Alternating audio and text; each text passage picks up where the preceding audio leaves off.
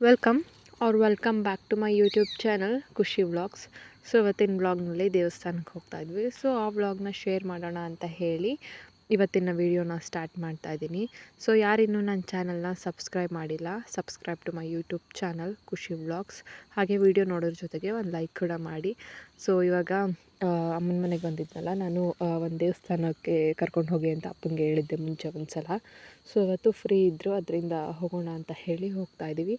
ನಾನು, ನನ್ನ ತಂಗಿ, ಪಾಪು, ಅಮ್ಮ ಅಪ್ಪ ಎಲ್ಲರೂ ಹೋಗ್ತಾ ಇದ್ದೀವಿ. ಸೊ ಈ ಸ್ಯಾರಿನ ವೇರ್ ಮಾಡೋಣ ಅಂತ ಹೇಳಿ ತೊಗೊಂಡೆ. ಸೊ ಈ ಸ್ಯಾರಿ ಬಂದು ನನ್ನ ಮದುವೆನಲ್ಲಿ, ಅಂದರೆ ಬೇರೆಯವ್ರಿಗೆ ಗಿಫ್ಟ್ ಮಾಡ್ತಾರಲ್ಲ, ಸೊ ಅದಕ್ಕೆ ಅಂತ ಹೇಳಿಬಿಟ್ಟು ಸುಮಾರಷ್ಟು ಸೀರೆಗಳು ತಂದಿದ್ದರು. ಸೊ ನಾನು ಅದರಲ್ಲಿ ಈ ಒಂದು ಗ್ರೀನ್ ಮತ್ತು ಡಾರ್ಕ್ ಬ್ಲೂ ಕಾಂಬಿನೇಷನಲ್ಲಿರೋ ಸ್ಯಾರಿನ ಒಂದನ್ನು ಎತ್ತಿಟ್ಕೊಂಡಿದ್ದೆ, ಸೊ ನನಗೆ ಅಂತ ಹೇಳಿ. ಸೊ ಆವಾಗಲೇ ಸ್ಟಿಚ್ ಕೂಡ ಮಾಡಿಸಿದ್ದೆ, ಬಟ್ ಒಂದೇ ಸಲ ವೇರ್ ಮಾಡಿದ್ದಿದ್ದು ಮದುವೆ ಆದಮೇಲೆ ಅದನ್ನ. ಅಂದರೆ ಆಲ್ಮೋಸ್ಟ್ 3.5 ಇಯರ್ಸ್ ಆಗಿದೆ ಅದನ್ನು ಉಟ್ಟು. ಸೊ ಇವತ್ತು ಉಟ್ಕೊಳ್ಳೋಣ ಅಂತ ಹೇಳಿ ತಗೊಂಡೆ. ಇದು ಪ್ಲೈನ್ ಬ್ಲೌಸ್, ಅದಕ್ಕೆ ಬೇರೆ ಡಿಸೈನ್ ಏನು ಮಾಡಿಸಿಲ್ಲ. ಸೊ ಮದುವೆ ಟೈಮ್ನಲ್ಲಿ ಎಲ್ಲದಕ್ಕೂ ವರ್ಕ್ ಮಾಡಿಸಿಲ್ಲ, ಅಂದರೆ ತುಂಬ ಗ್ರ್ಯಾಂಡ್ ಇರೋದಕ್ಕೆ ಮಾತ್ರ. ಸೊ ಇದು ನಾರ್ಮಲಾಗಿ 1500 ಆ ರೀತಿ ರೇಂಜಿನ ಸ್ಯಾರಿ. ಸೊ ನಾನೇನಂದರೆ ಸಿಲ್ಕ್ ಸ್ಯಾರೀಸಿಗೆ ಮಾತ್ರ ವರ್ಕ್ ಮಾಡಿಸಿದ್ದೆ, ಆ್ಯಂಡ್ ಫ್ಯಾನ್ಸಿ ಸ್ಯಾರೀಸ್ ಮತ್ತು ಈ ರೀತಿದಕ್ಕೆ ಮಾಡಿಸಿರಲಿಲ್ಲ.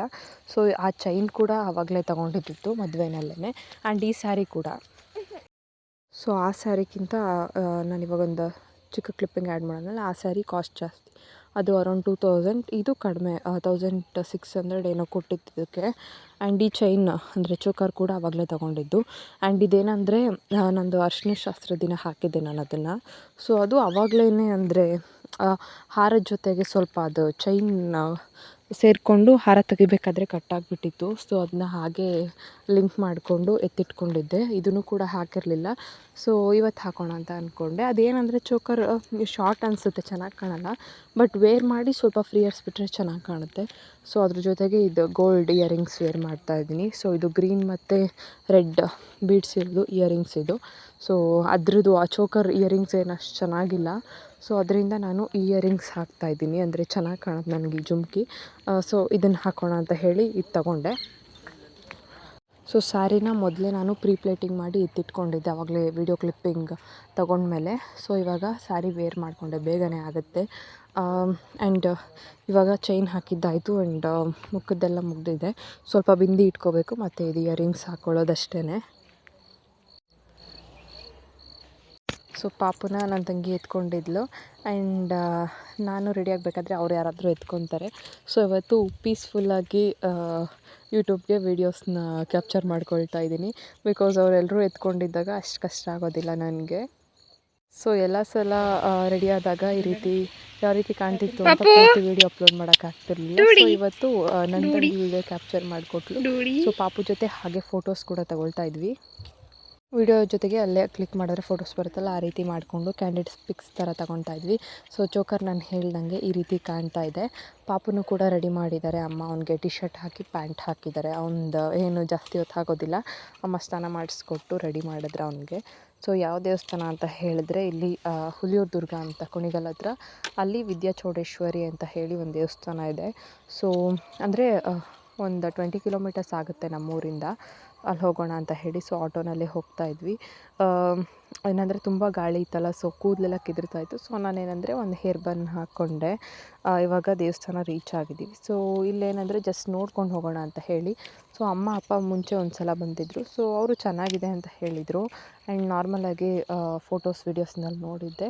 ಸೊ ನನಗೂ ಒಂದು ಸಲ ಹೋಗಬೇಕು ಅಂತ ಅನಿಸಿತು, ಬಿಕಾಸ್ ಅಲ್ಲೇನಂದರೆ ಒಂದು ಬಸವಣ್ಣ ಇದೆ, ಆ್ಯಂಡ್ ಜೊತೆಗೆ ಗೋಶಾಲೆ ಎಲ್ಲ ಇದೆ. ನನಗೆ ಆ ರೀತಿ ಇದ್ದರೆ ದೇವಸ್ಥಾನಗಳಲ್ಲಿ ಇಷ್ಟ ಆಗುತ್ತೆ.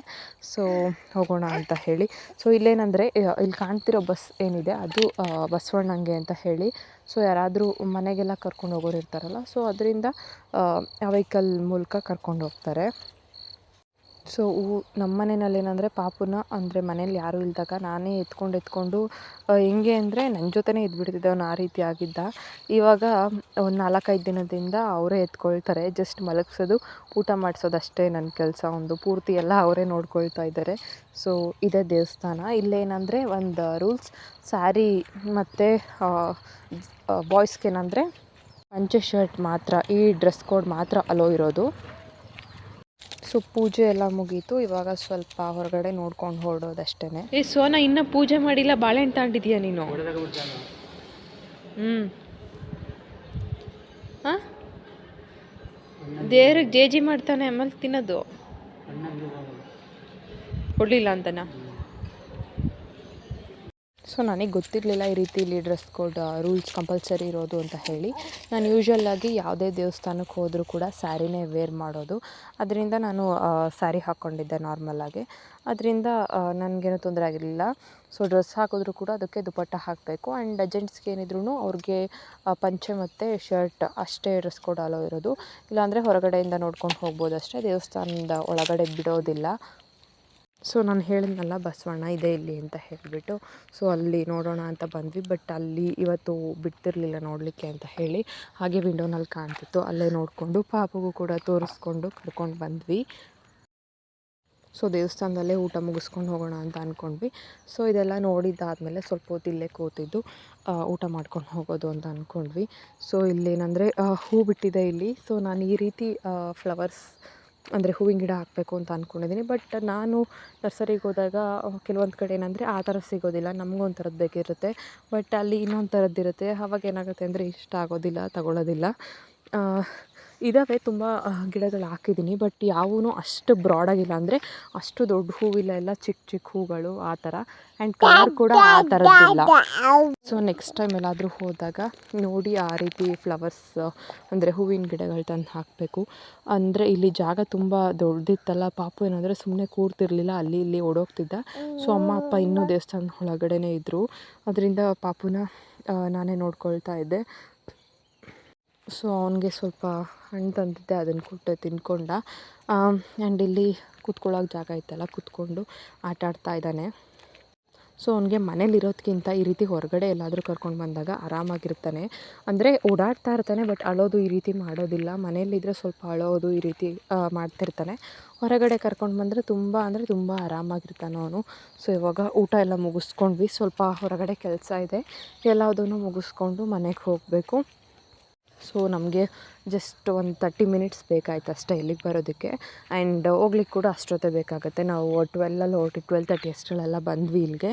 ಆ್ಯಂಡ್ ಇವಾಗ ಹೋಗ್ತಾ ಇದ್ದೀವಿ. ಇವಾಗ ಯಾಕೆ ಗಾಡಿಯಿಂದ ಇಳಿದು ಬಂದೆ ಅಂದರೆ, ಪಾಪುಗೆ ಬಾಟಲ್ ಕೊಟ್ಟಿದ್ದೆ, ಫೀಡಿಂಗ್ ಬಾಟಲ್, ನಾನು ನೀರು ಕುಡಿಲಿ ಅಂತ ಹೇಳಿ ಆಟೋಯಿಂದ ಎತ್ಬಿಟ್ಟು ಹೊರಗಡೆ ಎಸ್ದುಬಿಟ್ಟ. ಸೊ ಎತ್ಕೊಂಡು ಬರೋಣ ಅಂತ ಹೇಳಿಬಿಟ್ಟು ತೊಗೊಂಡು ಬಂದೆ. ಸೊ ಮನೆಗೆ ಬಂದ್ವಿ. ಮನೆಗೆ ಬಂದಿದ್ದ ನಂತರ ಇವಾಗ ಸಂಜೆ ಪಾಪುಗೆ ಸ್ವಲ್ಪ ಹಾಲು ಕೊಡೋಣ ಅಂತ ಹೇಳಿಬಿಟ್ಟು ಫೀಡಿಂಗ್ ಬಾಟಲ್ಗೆ ಹಾಲು ಹಾಕ್ಕೊಟ್ಟಿದ್ದೀನಿ. ಸೊ ನಾನು ಯೂಶ್ವಲಿ ಅವ್ನಿಗೆ ಬಾಟಲಲ್ಲಿ ಕೊಡ್ತಿರಲಿಲ್ಲ, ಯಾವಾಗಾದರೂ ಒಂದೊಂದು ದಿನ ಕೊಡ್ತೀನಿ ಅಷ್ಟೇ. ಬಿಕಾಸ್ ಇವತ್ತು ಗ್ಲಾಸ್ಗೆ ಹಾಕಿದ್ರೂ ಅವನು ನಂಗೆ ಬಾಟಲಲ್ಲೇ ಬೇಕು ಅಂತ ಬಾಟಲ್ ತೋರಿಸ್ಬಿಟ್ಟು ಅಳ್ತಿದ್ದ. ಅದರಿಂದ ಕುಡೀಲಿ ಬಾಟಲ್ನಲ್ಲೇ ಅಂತ ಹೇಳಿ ಕೊಟ್ಟೆ. ಸೊ ಇವತ್ತಿನ ವ್ಲಾಗ್ ಇದು. ಸೊ ಟೆಂಪಲ್ ಯಾವುದು ಅಂತ ಹೇಳಿದ್ರೆ ವಿದ್ಯಾಚೌಡೇಶ್ವರಿ ದೇವಸ್ಥಾನ ಅಂತ ಹೇಳಿ. ಸೊ ಗೂಗಲ್ ಮ್ಯಾಪ್ಸ್ನಲ್ಲಿ ನೀವು ನೋಡಿದ್ರೆ ಸಿಗುತ್ತೆ, ಯಾರಾದರೂ ಹೋಗಬೇಕು ಅಂತ ಅಂದರೆ. ಚೆನ್ನಾಗಿದೆ ದೇವಸ್ಥಾನ. ಸೊ ಅವನು ಇವಾಗ ಹಾಲು ಕುಡಿಯೋದು ಕೂಡ ಇಂಟ್ರೆಸ್ಟ್ ಇಲ್ಲ, ಬಿಕಾಸ್ ಅಪ್ಪ ಗಾಡಿನಲ್ಲಿ ಹೊರಗಡೆ ಹೊರಟ್ರು ಡೈರಿ ಹತ್ರ. ಸೊ ಅವನು ಗಾಡೀಲಿ ಕರ್ಕೊಂಡು ಹೋಗಲಿ ಅಂತ ಹೇಳ್ಬಿಟ್ಟು ಕೇಳ್ತಾ ಇದ್ದ. ಬಟ್ ಅಪ್ಪ ಲೇಟ್ ಆಗೋದು ಬೇಡ ಅಂತ ಹೇಳ್ಬಿಟ್ಟು ಬಿಟ್ಟೋದ್ರು. ಸೊ ಅವ್ನಿಗೆ ಇವಾಗ ಹಾಲಿನ ಮೇಲೆ ಇಂಟ್ರೆಸ್ಟ್ ಹೋಯಿತು. ಇನ್ನು ಸ್ವಲ್ಪ ಹೊತ್ತು ಬಿಟ್ಟು ಅವನಿಗೆ ಆ ಗಾಡಿ ಇದನ್ನೆಲ್ಲ ಮರೆತ ಮೇಲೆ ಆಮೇಲೆ ತಗೊಳ್ತಾನೆ. ಅಲ್ಲಿವರೆಗೂ ಸ್ವಲ್ಪ ಇರಿಟೇಟ್ ಆಗ್ತಾನೆ, ಗಾಡೀಲಿ ಕರ್ಕೊಂಡು ಹೋಗಲಿಲ್ಲ ಅಂತ ಬೇಜಾರಿಗೆ. ಸೊ ನಾವಿನ್ನೂ ಒಂದು 3-4 ಡೇಸ್ ಇರ್ತೀವಿ. ಇನ್ನೊಂದು 3-4 ಡೇಸ್ ಅಮ್ಮ ಮನೆಯಲ್ಲೇ ಇದ್ದು ಆಮೇಲೆ ಹೋಗೋದು ಅಂತ ಅಂದ್ಕೊಂಡಿದ್ದೀವಿ. ಇನ್ನು ಬಂದು 3 ಡೇಸ್ ಆಗಿದೆ ನಾವು ಅಷ್ಟೇ. ಸೊ ಇದಾಗಿತ್ತು ಇವತ್ತಿನ ವ್ಲಾಗ್. ಯಾರಿಗಾದರೂ ವ್ಲಾಗ್ ಇಷ್ಟ ಆಗಿದ್ದರೆ ಲೈಕ್ ಮಾಡಿ, ಶೇರ್ ಮಾಡಿ, ಕಮೆಂಟ್ ಮಾಡಿ.